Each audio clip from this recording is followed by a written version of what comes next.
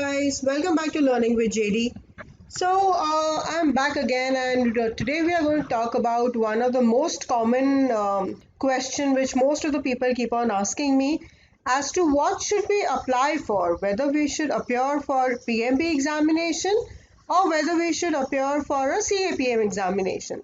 So guys, in this video, I'm going to tell you what is the difference between both the examination, and depending upon your career stand and depending upon what stage you are in, you can apply for any of these examination. Alright, so let's begin. So who should apply for what? PMP is for experienced project managers. You have to make sure that you are already working as a project manager in your current setup, and you want to grow on your project management skills. You want to have that certificate in your resume for a better career opportunity. That's what project management professional is for experienced project managers. Whereas CAPM is for entry level project practitioners. See, in case if you have completed your studies, you've completed your post graduation, and you think that you have these skill sets of doing project management, but you do not have experience in that, CAPM is the right certification for you. It's going to help not only in creating a value proposition in your resume, but it's also going to help you structure your thoughts as a fresher. Because you are a fresher, or maybe you have just 2 or 3 years of experience in your project management, or maybe even not in project management, you want to pursue project management as a career, CAPM is the right certificate for you. Got that? So guys, if you are experienced 3 years, 5 years, 7 years, go for PMP. If you are a fresher, go for CAPM. Now, what is PMP all about? The project management profession is the most important industry recognized certification for project managers. So as I told you, if you are already a project manager, maybe you're working at a lead level, maybe you're working as an assistant manager position, you are pursuing for promotion, you're pursuing to take on a larger project, PMP is the right certificate for you. You can go ahead and appear for your PMP examination. Whereas for CAPM, the Certified Associate in Project Management, that is CAPM, is an asset that will distinguish you in the job market. As I told you, if you are a fresher, you're trying to apply for a job in the market, it's going to enhance your credibility and effectiveness working on or with the project teams. It's going to help you structure your thoughts. It's going to help you in understanding how to identify risk, how to monitor your time, how to monitor your scope. It's going to help you in your career. Project management profession is an experience-based exam, right? It's for people who have experience, which means what? Means that from your PMBOK perspective, the project management book of knowledge, around 60 to 70% questions will be from the book, whereas 30 to 40% questions will be from your experience, from scenario-based examples, okay?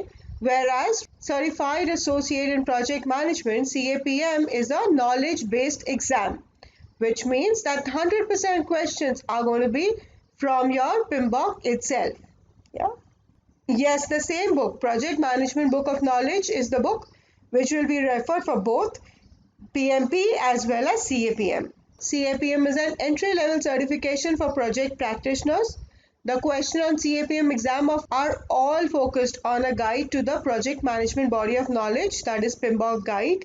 It is intended for those with little or no project experience and test your understanding of the fundamental knowledge, terminology, and processes of effective project management. Basically, it tests how well you understand PMBOK guide concept, nothing more. It just tries to test if you understand what do you mean by PMBOK and what are the concepts of PMBOK. Now let's see what is PMP, Project Management Professional. The PMP exam, on the other hand, goes far beyond CAPM. The questions on the exam are more situational and they test your actual experience as a project manager. The questions are based not only on the PMBOK guide, but they can come pretty much from anywhere. Now let's see what are the prerequisites for PMP and for CAPM.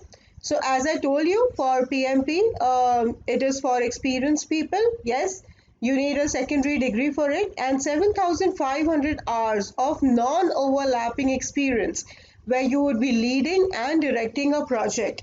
Understand that you are not working here just as a team, but you are leading and directing your team for 7,500 hours of experience. You should have done 35 hours of project management education, or you are already a CAPM certified.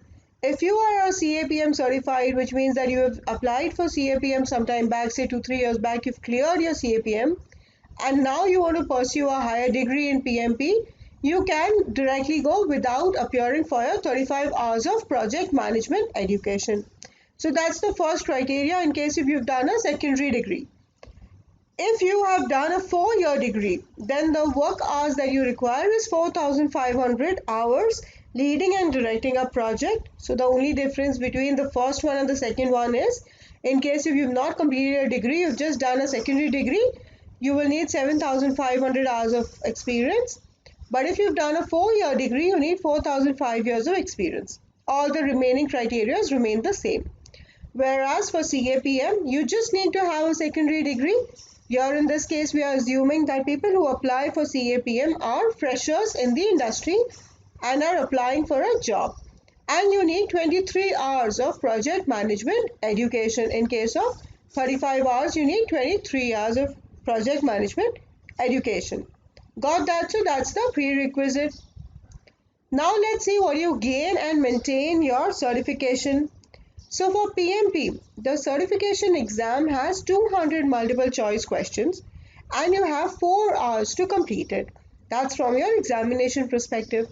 And whereas for CAPM, you have 150 questions and you have 3 hours to complete it. That's the difference. To maintain your PMP, you must earn 60 PDUs, which is often called as Professional Development Units, every 3 years. So there's a cycle of 3 years from the time you complete your certification. You have to maintain 60 PDUs. There are various ways of earning the PDUs by giving back to the society, by training, by practicing project management. There are various ways. You'll get all the information on pmi.org.in. And whereas for CAPM, to maintain your CAPM, you must retake the exam every 5 years. So if you've done your PMP, you will not have to retake your examination in every 3 years. You will get a fresh certificate at your home if you maintain 60 PDUs in a cycle of 3 years. Whereas for CAPM, you have to retake the exam every 5 years. Got that, guys? So I hope now it's clear for you what do you need to apply for. You need to apply for PMP or CAPM depending upon your career stage right now. So guys, if you need more information and you want to understand more on the eligibility requirement, please see the PMP and CAPM handbook, which is available on www.pmi.org.in. Meanwhile, like, share and comment on my video. Tell me if this makes things clear for you, or if you need any further clarification, I'll be more than happy to share that with you. Subscribe to my channel, share with your friends, and till then, till we meet again, keep connecting, keep studying, and all the best.